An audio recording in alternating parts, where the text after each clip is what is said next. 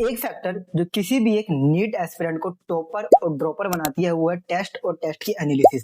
So hello everyone, this side Ayusha, a second year MBBS student at AIIMS Rishikesh. और मेरे NEET में 720 में से 705 नंबर आए थे with in 4 to 5 month of preparation. और आज की वीडियो पूरी की पूरी इस चीज के ऊपर डेडिकेटेड रहेगी कि तुम्हें किस तरह से एक टेस्ट को एनालिसिस करनी है सो दैट तुम्हारे मार्क्स जो है जो स्टक हो चुके हैं या फिर बढ़ नहीं रहे हैं वो इंक्रीज हो सके। And I am damn sure कि तुम्हारी कोई पहली वीडियो नहीं है, पर मैं ट्राई करूंगा कि ये वीडियो तुम्हारी लास्ट रहे सो दैट तुम्हें इसके बाद कोई और वीडियो ना देखनी पड़े एनालिसिस के साथ। और वीडियो लास्ट तक जरूर देखना, क्योंकि इस वीडियो में लास्ट में मैंने अपनी खुद की पोस्टमार्टम शीट तुम्हें दे रखी है जिससे मैं अपने पेपर की एनालिसिस करता था और मेरे मार्क्स 400 से 705 तक पहुंच चुके थे। तो लेट्स स्टार्ट द वीडियो। सबसे बड़ा क्वेश्चन ये आता है कि हमें कोई भी एक टेस्ट क्यों देना है और उसकी एनालिसिस क्यों करनी है। देखो, टेस्ट जो होती है ना वो तुम्हारी गलतियां जो कि तुम्हारी वीक एरियाज है और तुम कौन सी गलती टेस्ट देते टाइम कर सकते हो वो तुम्हें बताती है, ताकि सेम गलती तुम नीट के एग्जाम में ना करो। और अगर तुम टेस्ट एनालिसिस ना करो तो दो चीज हो सकती है।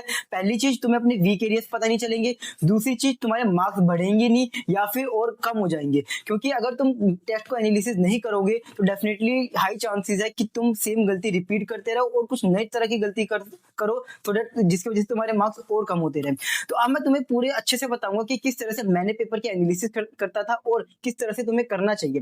तो वीडियो स्टार्ट करने से पहले एक छोटा सा कोट जो मैं तुम्हें सुनाना चाहूंगा वो ये है कि don't rest after your test, don't rest after your test, if you rest after your test you just waste your test. To do best in the test do analysis your test.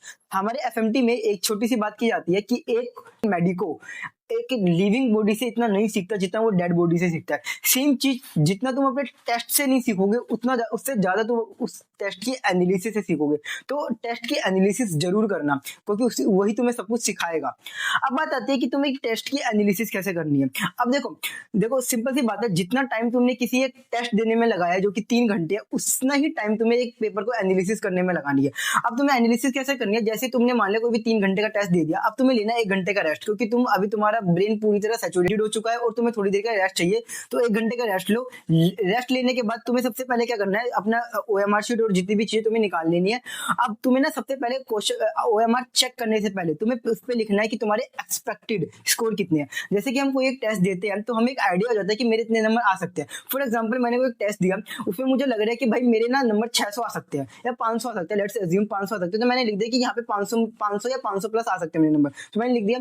अब तुम्हें क्या करना है, OMR sheet लानी है और answer की से मिलानी है। अब तुम्हें पता चल जाएगा कि तुम्हारे रियल स्कोर कितना है। अब तुम्हें रियल स्कोर पता चल गया, तुम्हें एक्सपेक्टेड स्कोर पता चल गया। अब नेक्स्ट चीज, तुम्हें एक छोटा सा गैप मिल जाएगा कि तुम्हारे रियल स्कोर और एक्सपेक्टेड स्कोर में कितना डिफरेंस है और तुम्हें किस तरह से उसे इंक्रीज करना है और 720 तक कैसे पहुंचना है। अब देखो, जैसे तुमने सब कर लिया, ओएमआर चेक कर लिया, कैलकुलेट कर लिया, अब तुम्हें इस टेस्ट से 3 चीजें पता चलेगी। वो क्या क्या है? पहली चीज होगी एक करेक्ट आंसर जो कि तुमने सही किया होगा। दूसरा इनकरेक्ट जो कि तुम्हें सबसे ज्यादा सिखा के जाएगा। और अनअटेम्प्ट क्वेश्चंस वो बोले जाते हैं कि कोई बच्चा जीनियस है ना, वही क्वेश्चन अनअटेम्प्ट करके आता है। वो कैसे मैं तुम्हें बताता हूँ वीडियो में, ठीक है। अब सबसे पहले जैसे तुमने कोई करेक्ट, देखो सबसे पहला काम जो तुम्हें ये करना है कि जैसे तुम टेस्ट की एनालिसिस करो, तुम्हें एक रफ रजिस्टर बना लेना है जो कि डेडिकेटेड है ओनली फॉर मिस्टेक्स और टेस्ट एनालिसिस के लिए। तुम्हारे पास एक सेपरेट नोटबुक होनी चाहिए टेस्ट एनालिसिस के लिए। चाहो तो तुम फिजिक्स, केमिस्ट्री, बायो की एक में ही कर सकते हो या फिर अलग अलग भी बना सकते हो। अब तुमने कोई करेक्ट क्वेश्चन किए तो तुम्हें सबसे पहले चेक करना है कि उस करेक्ट क्वेश्चन में तुमने वो क्वेश्चन तुम 2 चीजों से सही हो सकते हैं। पहला, तुमने खुद किया, जो तुम्हारे पास नॉलेज थी तुमने अप्लाई की, तुमने पूरा कैलकुलेशन की और आंसर निकल गया। दूसरा हो सकता है कि तुमने कोई गैस किया, वो गैस कैलकुलेटेड गैस भी हो सकता है या फिर तुम्हारा तुक्का हो सकता है। तो तुम्हें इन दोनों चीजों पे चेक करना है। अगली चीज आती है कि करेक्टेड क्वेश्चंस और अनअटेम्प्ट। अब इन दोनों से पहले तुम्हें बताना कि जो क्वेश्चन तुम्हारे सही हुए उसमें तुम्हें क्या करना है, जो कि तुमने खुद करेक्ट किया तुम्हें उसमें कुछ भी नहीं करना है, उसे एज इट इज छोड़ दो। बट जिस क्वेश्चन में तुमने गेस किया है या फिर तुमने तुक्का मारा है उस क्वेश्चन को तुम्हें पेपर पे लिखना है जो कि तुम्हारी मिस्टेक नोटबुक है, और ढंग से देखना है कि तुमने क्या तुक्का मारा, उसमें उसी तरह के 3 से 4 क्वेश्चन अटेम्प्ट कर लेना, ताकि अगर सेम क्वेश्चन अगर नेक्स्ट पेपर में आए तो तुम फिर से तुक्का ना लगाओ, तुम उसे खुद अटेम्प्ट करो। दूसरी चीज आती है इनकरेक्ट क्वेश्चन। देखो, इनकरेक्ट क्वेश्चन नहीं होते जो तुम्हें मॉक टेस्ट में मार्क्स इंक्रीज करने में हेल्प करते हैं। अब क्या होता है, कुछ अलग अलग तरह की गलतियां होती है जो कि किसी भी क्वेश्चन को इनकरेक्ट कर सकती है। पहला मिस्टेक होता है कंसेप्ट, मतलब कि तुम्हें कंसेप्ट में दिक्कत है। दूसरी हो सकती है silly mistake, calculation, time pressure और ओएमआर। बट कुछ एवरेज बच्चे जो कि मेरी तरह हो सकते हैं, उनको कुछ इसके अलावा भी दिक्कत हो सकती है, जैसे कि तुम्हें एंग्जाइटी हो गई थी या स्ट्रेस हो गया था, तुम्हें लैंग्वेज की दिक्कत थी, तुम्हें समझ ही नहीं आया कि क्वेश्चन बोलना क्या चाहता है। अगली चीज होती है ब्रेन फ्रीज, मतलब तुम्हारा एक टाइम पे ब्रेन ना ब्लैंक हो गया, तुम्हें समझ ही नहीं आ रहा है। अब देखो इन सब के लिए तुम्हें क्या क्या करना है, मैं तुम्हें धीरे धीरे करके सब समझाता हूँ, धीरे करके सब समझाता हूँ। देखो कंसेप्ट वाले क्वेश्चन में तुम्हें देखो, इनकरेक्ट क्वेश्चन में ना एक छोटी सी चीज होती है कि तुम्हें ना जितने भी क्वेश्चन तुमने गलत किया ना, उसे तुम्हें हर एक नोटबुक में लिख लेने हैं और उनके तुम्हें क्वेश्चन अटेम्प्ट करने हैं रिलेटेड टू सेम टॉपिक। वो हो सकता है 5 क्वेश्चन भी, 10 क्वेश्चन भी। अब तुमने मान लो कोई क्वेश्चन तुमने कंसेप्ट वाइज गलत किया, अब वहां पे लिख दो कि तुम्हारी क्या कंसेप्ट की गलती है। फॉर एग्जांपल कोई एक क्वेश्चन आया मोमेंटम का, अब मुझे एकदम से मुझे याद नहीं आया कि भाई कंजर्वेशन ऑफ मोमेंटम कैसे लगता है, तो मैं क्या लिख दूंगा क्वेश्चन, जैसे मैंने क्वेश्चन लिखा उसका सोल्यूशन लिख दिया, फिर मैं स्टार लगा के साइड में लिख दूंगा कि कंसेप्ट में दिक्कत है और दिक्कत यहाँ पे कंजर्वेशन ऑफ मोमेंटम। सेम चीज ये हो गया कंसेप्ट का। अब आते हैं सिली मिस्टेक की, तुम्हें सिली मिस्टेक को कैसे करना है। देखो सिली मिस्टेक जो होती है वो अलग अलग टाइप की होती है। जैसे कभी कभी होती है कि तुम ना तुमने पढ़ा ही नहीं, सही से क्वेश्चन पढ़ा ही नहीं कि करेक्ट है, इनकरेक्ट है, नोट फॉल्स है, ये सारी चीजों पे अगर तुम इस तरह की गलतियां कर रहे हो तो डेफिनेटली तुम पेपर में कॉन्शियस नहीं हो, तुम्हारा दिमाग इधर उधर जा रहा है, तभी ये दिक्कत होती है। तो इन क्वेश्चन के लिए भी सेम चीज है, तुम्हें सेम नोटबुक में लिख लेनी है और वहां पे स्टार लगा के लिख देना कि सिली मिस्टेक तुमने कौन सी दिक्कत की, वहां पे लिख देना और साथ में ये भी लिखना कि तुमने क्या गलती की, नोट करेक्ट, या तुम्हें समझ नहीं आया क्वेश्चन, या जल्दी जल्दी में तुमने गलत कर दिया, ये सारी चीजें। अब देखो कैलकुलेशन वाली गलती में भी तुम्हें प्रैक्टिस, कैलकुलेशन वाली गलती तब होती है, पहली चीज जब तुम बहुत ज्यादा रफ में काम कर रहे हो, दूसरी चीज या फिर तुमने प्रैक्टिस इनफ नहीं कर रखी हो। तो ट्राई करो कैलकुलेशन वाली गलती में तुम इनफ टाइम दो और enough amount of question attempt करो। मैंने एक शीट बनाई थी कैलकुलेशन और सिली मिस्टेक के लिए, जो कि मैं तुम्हें दिखाता हूँ। वो थी ये शीट, तुम देख सकते हो कि मेरे से कैलकुलेशन वाली गलती बहुत ज्यादा होती थी। तो मैं क्या करता था कैलकुलेशन के लिए मैंने यहाँ पे लिख दिया था। अब क्या होता था जब भी कोई एक टेस्ट होता था तो मैं क्या करता था कि इस शीट को हमेशा देख के जाता था कि मुझे कैलकुलेशन की गलती नहीं करनी है। जैसे मैं लिखा हुआ 30 सेकंड एक्स्ट्रा लग जाए, तो कैलकुलेशन वाले क्वेश्चन पे मैं आराम से 30 सेकंड एक्स्ट्रा लगाता था ताकि गलती मेरे से रिपीट ना हो। सेम चीज मैंने की थी सिली मिस्टेक के लिए भी, मेरे से बहुत ज्यादा सिली मिस्टेक होती थी, उसके लिए भी मैंने एक शीट बनाई थी जो कि ये रही। तो इस शीट को भी तुम चाहो तो अपने वॉलपेपर पे चिपका सकते हो या फिर इसे रेगुलर बेसिस पे देखो ताकि तुमसे वो गलती रिपीट ना हो। अगली चीज आती है टाइम प्रेशर। देखो टाइम का प्रेशर तब होता है जब तुम किसी भी एक क्वेश्चन में ज्यादा टाइम लगा दो। जैसे बच्चों को पता ही नहीं रहता है उन्हें बायो में कितना टाइम देना है, केमिस्ट्री में कितना टाइम देना है और फिजिक्स में कितना टाइम देना है। अगर तुम्हें ये नहीं पता है या फिर कोई अब कभी कभी ऐसी गलती होती है कि मान लो तुम्हें क्वेश्चन नहीं आता बट स्टिल तुम बार बार उसी क्वेश्चन पर लगे पड़े हो, तो तुम्हें ऐसा नहीं करना है। अगर तुम्हें क्वेश्चन आता है तो करो, नहीं आता तो उसे ऑन द स्पॉट छोड़ दो, तुम अगले राउंड में उसे अटेम्प्ट करने की कोशिश करना। अब आती है ओएमआर शीट क्वेश्चन। देखो ओएमआर भरने का एक तरीका होता है। जैसे फॉर एग्जांपल मैं अपनी ओएमआर शीट कैसे भरता था, जैसे मान लो कि फर्स्ट का आंसर बी है, तो मैं पहले क्या करता था, जैसे यहाँ पे लिखा हुआ है क्वेश्चन नंबर और यहाँ पे, तो मैं क्या करता था पहले लिखा फर्स्ट का बी, फिर मैंने ओएमआर में जो सर्कल होता है फिर पहले डॉट लगाता था, फिर वहां पे मैं देखता था कि बी का फर्स्ट, फिर बी का फर्स्ट, तब जाके मैं उससे पूरा सर्कल करता था। तो ट्राई करना कि तुम देखो इनफ टाइम देना किसी भी एक ओएमआर शीट को भरने के लिए, ताकि तुम्हें ये दिक्कत ना हो कि लास्ट में तुम जल्दी जल्दी में कर रहे हो। ओएमआर शीट आराम से 20 मिनट तुम्हारी लेगी, तो 20 मिनट तुम्हारे पास होने चाहिए फॉर ओएमआर शीट। अब अगली चीज जो सबसे ज्यादा दिक्कत होती है बच्चों को, वो है एंग्जाइटी, लैंग्वेज और ब्रेन फ्रीज। देखो लैंग्वेज के लिए ना मैंने जो अपनाया था वो ये था कि मैं क्वेश्चन को ना पार्ट्स में पढ़ता था, कि धीरे पहले थोड़ा पढ़ा, फिर थोड़ा पढ़ा, फिर थोड़ा पढ़ा और उनका कंक्लूजन निकालता था। अब या फिर मैं चीजों को हाईलाइट करता था जब मुझे क्वेश्चन की दिक्कत होती है लैंग्वेज में। ठीक है, तो चाहो तो तुम ये तरीका अपना सकते हो डेफिनेटली। इस तरीके से ना तुम्हें क्वेश्चन जो तुम्हें दिक्कत हो रही है वो दिक्कत खत्म हो जाएगी। अब बात आती है एंग्जाइटी और स्ट्रेस को। देखो एंग्जाइटी, स्ट्रेस और ब्रेन फ्रीज, इसके लिए ना मैं हमेशा पेपर में एक छोटा सा तरीका अपनाता था, वो था पानी की बोतल। मुझे कभी भी ऐसा फील होता था कि भाई मुझे कुछ समझ नहीं आ रहा है या फिर मुझे दिमाग ब्लर हो रहा है या फिर मुझे एंग्जाइटी फील हो रही है, तो मैं क्या करता था पेन को छोड़ देता था, आराम से 1 मिनट आंख बंद करके, बस कुछ नहीं 30 सेकंड के लिए तुम्हें आंख बंद कर लेनी है और आराम से अपने सांसों पे ध्यान देना है। डेफिनेटली तुम्हारा 30 सेकंड के बाद या 15 सेकंड के बाद तुम्हारी जो स्ट्रेस होगी, एंग्जाइटी होगा या फिर तुम्हें ब्रेन फ्रीज हो रहा है, वो डेफिनेटली खत्म हो जाएगा। और ट्राई करना है इस चीज में तुम 1 से 2 घूंट पानी का जरूर पियो, क्योंकि यही चीज है जो तुम्हें रिलैक्स करने की कोशिश करेगी, तुम्हारे पैरासिम्पैथेटिक नर्वस सिस्टम को डाउन कर देगी और तुम्हारे सिंपैथेटिक नर्वस सिस्टम को रेगुलेट अपील कर देगी। ठीक है, तो ये सारी चीजें तुम कर सकते हो। या फिर तुम्हें अगर दिक्कत है इस चीज की कि भैया हमारे मतलब हमसे ना फोकस नहीं हो पाता, या फिर हमें दिक्कत होती है कि कभी कभी ऊपर वाले क्वेश्चन या नीचे वाले क्वेश्चन की टेंशन रहती है, तो इस चीज के लिए मेरे पास एक छोटा सा तरीका जो मैंने अपनाया था वो था मेडिटेशन करना।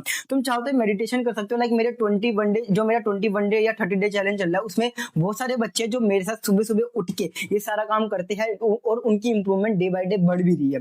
अब अगली चीज अब तुमने समझ लिया करेक्ट कैसे करना है, इनकरेक्ट कैसे करना है। अब तीसरी चीज जो सबसे ज्यादा इंपॉर्टेंट है वो है अनअटेम्प्ट क्वेश्चन। देखो मैं ये मानता हूँ कि जो बच्चा क्वेश्चन को छोड़ के आ रहा है वो टोटली जीनियस है। ये मतलब ये उन बच्चों के लिए नहीं होता कि जो पढ़ के ही नहीं गया है, ये उन बच्चों के लिए होता है जो कि पढ़ के गया बट स्टिल उन्हें समझ नहीं आ रहा है। द रीजन इज क्योंकि देखो किसी भी एक पेपर में ना तुम्हें कितना आता है वो मैटर नहीं करता है, या कितने तुम गलत करे वो मैटर है, बट किस क्वेश्चन को तुम्हें पता है कि कौन से क्वेश्चन को छोड़ के आना है वो मैटर करता है, जिससे तुम्हारी नेगेटिव मार्किंग ऑटोमेटिकली कम हो जाए।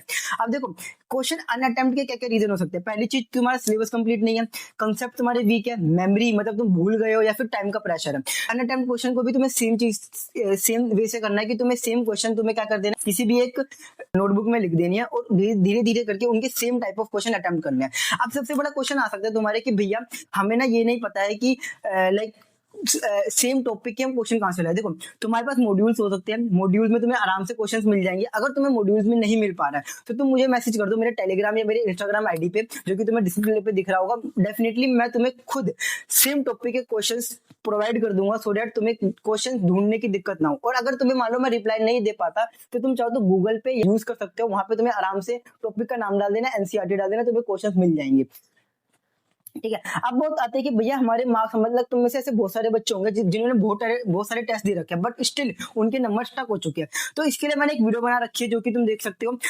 वो है कि how to increase your score. इसमें मैंने तुम्हें एक बहुत अच्छा मेथड बताया था, वो था स्किप मेथड। स्किप मेथड को यूज करो, इस मेथड से डेफिनेटली तुम्हारे मार्क्स इंक्रीज होने शुरू हो जाएंगे। अब देखो मैं तुम्हें पोस्टमार्टम शीट जो थी, जो कि मैंने खुद बनाई थी अपने नीट के टाइम पे, वो ये थी। सबसे पहले तुम्हें यहाँ पे डेट लिख देनी है, टेस्ट लिखना है, तुम्हारा स्कोर लिखना है, 720 में से तुम्हारा क्या स्कोर आया। तुम्हें लिखना है तुम्हारा फिजिक्स का सिलेबस क्या था, केमिस्ट्री और बायो का क्या क्या सिलेबस था। अब सेम चीज तुम्हें ये करनी है कि करेक्ट क्वेश्चन में तुम्हें सेल्फ कितने तुमने खुद किए, गेस कितने हमारे, इनकरेक्ट में concept, time pressure, silly mistake, OMR, calculation, memory और लैंग्वेज। अब क्या होगा जैसे जैसे देखो तुम्हें जैसे जैसे हर एक क्वेश्चन के बारे में पता रहेगा ना कि तुमने कौन सी गलती कर रहे हो, तो तुम्हें आइडिया हो जाएगा कि तुम्हें किस क्वेश्चन पे ज्यादा ध्यान देना है। फॉर एग्जांपल जैसे मुझे फिजिक्स में मुझे याद रहता था कि फिजिक्स के क्वेश्चन में मुझे कैलकुलेशन पे अच्छे से ध्यान देना है, मुझे बायो के क्वेश्चंस में मुझे हर एक ऑप्शंस को, हर एक वर्ड को लास्ट तक पढ़ना होता है और अच्छे से समझना होता है।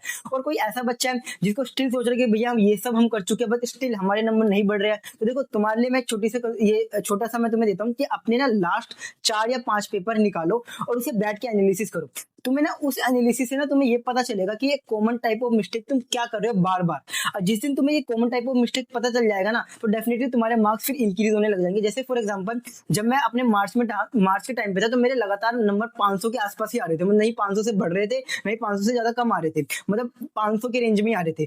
तो जो मेरे एक सर ने मुझे बताया कि लाइक कुछ पेपर निकाल पहले के, तो मैंने सेम चीज किया। मुझे पता क्या चला, मुझे पता चला कि सेम टाइप ऑफ गलती जो मैं बार बार कर रहा हूँ वो था सिली मिस्टेक वाली, और दूसरी थी कि मुझे क्वेश्चन समझ नहीं आते थे।